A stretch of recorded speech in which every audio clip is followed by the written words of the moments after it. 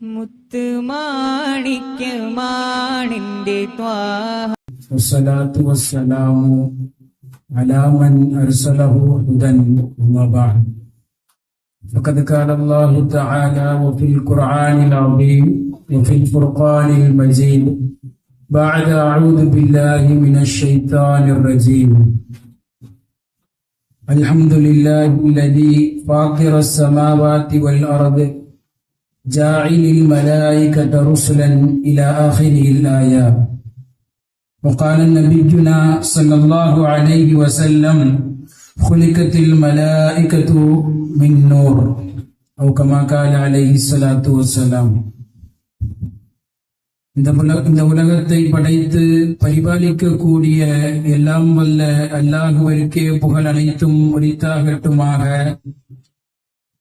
கண்மணி நாயகம் முஹம்மது ரசூலுல்லாஹ் ஸல்லல்லாஹு அலைஹி வஸல்லம் அவர்களின் மீதும் அன்னாரின் நற்பாக்கியங்கள் நிறைந்த உம்மத்தார்களின் மீதும் குறிப்பாய் இந்த மன்றத்தில் வீற்றிருக்கிற நம் அனைவரின் மீதும் அல்லாஹ்வினுடைய வற்றாத கருணை என்றென்றும் நின்று நிலவட்டுமாகுக. ஆமீன். மலக்குமார்கள் என்றால் யார், அவர்கள் எப்படிப்பட்டவர்கள் என்பதை நாம் பார்ப்பதற்கு முன்னால் அவர்களை நாம் எவ்வாறு ஈமான் கொள்ள வேண்டும் என்பதை நாம் விளங்க வேண்டும். ஒரு முறை ஹஜ்ரத் சய்யிதுனா ஜிப்ரீல் அலைஹி வஸல்லம் அவர்கள் மனித தோற்றத்தில் நபி ஸல்லல்லாஹு அலைஹி வஸல்லம் அவர்களிடத்தில் வருகிறார்கள். அவர்களிடத்தில் பயணத்திற்கான எந்த ஒரு அசரும் காணப்படவில்லை. நபி ஸல்லல்லாஹு அலைஹி வஸல்லத்தின் முட்டியோடு தன்னுடைய முட்டியை இணைத்து அவர்கள் அமர்கிறார்கள். அமர்ந்து நபி ஸல்லல்லாஹு அலைஹி வஸல்லம் இடத்தில் சில சுவால்களை முன்வைக்கிறார்கள். இஸ்லாம் என்றால் என்ன, ஈமான் என்றால் என்ன, இஹ்சான் என்றால் என்ன என்று சில கேள்விகளை முன்வைக்கிறார்கள். அதில் ஒரு கேள்வி, மல் ஈமான், ஈமான் என்றால் என்ன என்று நபி ஸல்லல்லாஹு அலைஹி வஸல்லம் இடத்தில் கேட்ட பொழுது, அல் ஈமானு பில்லாஹி வ மலாயிகத்திஹி வ குதுபிஹி வ ருசுலிஹி என்று ஈமான் குறித்து சொல்லும் பொழுது அல்லாஹ்விற்கு அடுத்தபடியாய் மலக்குமார்களை நபி ஸல்லல்லாஹு அலைஹி வஸல்லம் அங்கு முற்படுத்துகிறார்கள். ரசூல்மார்களுக்கு முன்னால், வேதங்களுக்கு முன்னால் மலக்குமார்களை நபி ஸல்லல்லாஹு அலைஹி வஸல்லம் அவர்கள் முற்படுத்துவது மலக்குமார்களின் அகமியத்தை வெளிப்படுத்துகிறது. மலக்குமார்களை நாம் எவ்வாறு ஈமான் கொள்ள வேண்டும் என்று ஐம்மத்துகள் நமக்கு சொல்லித் தரும் பொழுது மலக்குமார்களை நாம் 4 விதமாய் ஈமான் கொள்ள வேண்டும். குர்ஆன், ஹதீஸ் மலக்குமார்களை எப்படி அறிமுகம் செய்கிறதோ அதை போன்று அவர்களை நாம் ஈமான் கொள்ள வேண்டும். அவர்களினுடைய பெயர்கள் குறிப்பிடப்பட்டு சில மலக்குமார்கள் குறிப்பிடப்பட்டிருந்தார்கள் என்றால் அதை அப்படியே நாம் ஈமான் கொள்ள வேண்டும். அவர்களுக்கு சில பொறுப்புகள் வழங்கப்பட்டிருக்கிறது என்று சொல்லப்பட்டிருந்தால் அந்த பொறுப்புகள் அவர்களுக்கு வழங்கப்பட்டிருக்கிறது என்பதின் மீது நாம் ஈமான் கொள்ள வேண்டும். அதோடு மாத்திரமல்ல, அந்த பொறுப்புகளை அவர்கள் சரிவர நிறைவேற்றுகிறார்கள் என்பதின் மீதும் நாம் ஈமான் கொள்ள வேண்டும். நாம் இப்படி ஈமான் கொள்வதன் மூலம்தான் நம்முடைய ஈமான் தத்மீனத்தை அடையும். இப்பொழுது மலக்குமார்கள் எப்படிப்பட்டவர்கள் என்றால், அவர்களுடைய சூரத் குறித்து அல்லாஹ் குர்ஆனில் அறிமுகம் செய்கிற பொழுது, அல்ஹம்துலில்லாஹில்லதீ ஃபாத்திரஸ் ஸமாவாதி வல் அர்த், உலகம் பூமியை படைத்த அல்லாஹ்விற்கே புகழ் அனைத்தும் உரித்தாகட்டுமாக. ஜாஇலில் மலாயிகத்தி ருசுலன், மலக்குமார்களை நாம் ரசூல்மார்களாக ஆக்கினோம் என்பதாக அல்லாஹ் குறிப்பிடுகிறான். மலக்குமார்களை அல்லாஹ் ரசூல்மார்களாக ஆக்கினான் என்றால், இஸ்மாயில் இப்னு கஸீர் ரஹ்மத்துல்லாஹ் தன்னுடைய தஃசீரில் அதற்கு விளக்கம் எழுதுகிற பொழுது, அல்லாஹ்விற்கும் அம்பியாக்களுக்கும் மத்தியில் ஒரு பாலமாய் அல்லாஹ்விடமிருந்து உண்டான அந்த வஹீனுடைய செய்திகளை நபிமார்களிடம் சேர்க்கிற ஒரு தூதுவராய் அல்லாஹ் அவர்களை மாற்றினான் என்று விளக்கம் கொடுக்கிறார்கள். அவருடைய உருவம் குறித்து அல்லாஹ் எடுத்து சொல்லுகிற பொழுது,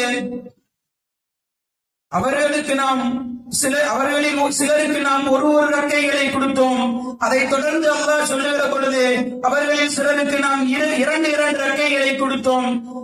சிலருக்கு நாம் 3 ரக்கைகளை கொடுத்தோம், சிலருக்கு நாம் 4 ரக்கைகளை கொடுத்தோம் என்று அல்லாஹ் சொல்லுகிறான். இது குறித்து நாம் ஹதீஸ்களில் பார்க்கும் பொழுது அவரவர்களுக்கு உரித்தவாறு அவரவர்களினுடைய வேலைக்கு தகுந்தவாறு அல்லாஹ் அவர்களுக்கு ரக்கைகளை வழங்கினான். நபி ஸல்லல்லாஹு அலைஹி வஸல்லம் அவர்கள் சொல்லுவார்கள், ரஅய்து ஜிப்ரீல மஅ சூரத்திஹி, ஜிப்ரீல் அலைஹிஸ்ஸலாம் அவர்களை நான் அவருடைய தோற்றத்தில் பார்க்கும் பொழுது விசித்தி மேலி ஜனாயின் அவர்களுக்கு சுமார் 600 ரக்கைகள் இருந்தது என்று சொல்லுகிறான். என்றால் அவர்களுக்கு உரித்தவாறு அல்லாஹ் அவர்களுக்கு ரக்கைகளை கொடுத்திருந்தான். அவர்களுடைய வலிமை குறித்து சொல்லுகிற பொழுது மா யஅலமு ஜுனூத ரப்பிக இல்லாஹு, அல்லாஹ்வினுடைய படைகளை அவனை தவிர மற்ற யாராலும் அறிய முடியாது என்று அல்லாஹ் கூறுகிற அந்த ஆயத்திற்கு தஃசீர் செய்யும் பொழுது ஐ மலாயிகத்து ஃபீ குவதிஹிம் அவ் அஅவானிஹிம், அவர்களுடைய குவதுகள் யாராலும் அதை அறிய முடியாது, அவருடைய அறிவையும் யாராலும் அறிய முடியாது என்று அவர்களுடைய குவத்தும் அவருடைய உதவியும் மனித குலத்தை அற்பாற்பட்டது. அவருடைய அந்த வலிமை என்றது அலாதியானது என்பதாக அந்த தஃசீரில் பதிவு செய்வார்கள்.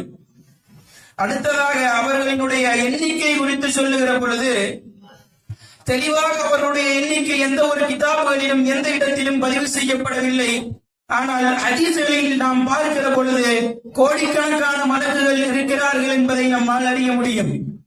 அதற்கு ஆதாரமாய் எப்படி நமக்கு உலகத்தில் இருக்க மக்களுக்கு அல்லாஹ் எப்படி மக்காவை பைத்துல்லாஹ்வை ஒரு இறை இல்லமாக ஆக்கி இருக்கிறானோ அதை போன்று வானத்தில் உள்ளவர்களுக்கு பைத்துல் மஅமூர் என்கின்ற ஒரு மஸ்ஜிதை அல்லாஹ் இறை இல்லமாக மலக்குமார்களுக்கு ஆக்கியிருக்கிறான்.